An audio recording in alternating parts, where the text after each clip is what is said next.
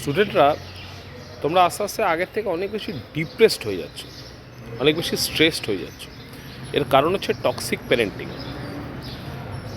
Toxic parenting সম্বন্ধে নিয়ে নিয়ে না আমি অন্য আরেকদিন বলবো, কিন্তু ব্যাপারটা একটা সহজ উদাহরণ দিয়ে বোঝানো যায়। একটা মোবাইলের ভর কত, মাস কত, ম্যাক্সিমাম 150 থেকে 200 গ্রাম।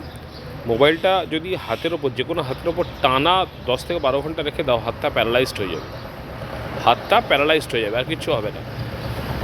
তা ঠিক সেরকম চিন্তাটা যদি আমরা মনে নিয়ে এরকমভাবে ঘুরে বেড়াই, মন শরীর আস্তে আস্তে প্যারালাইজ হতে শুরু করবে, কিন্তু আমরা বুঝতে পারবো না এর বহিঃপ্রকাশগুলো কী কী হবে। খিটখিটে হয়ে যাব, মা বাবার সঙ্গে তর্ক করব, মন ভালো লাগবে না, একটা ভালো লাগছে না গোছের রোগ দেখা দেবে।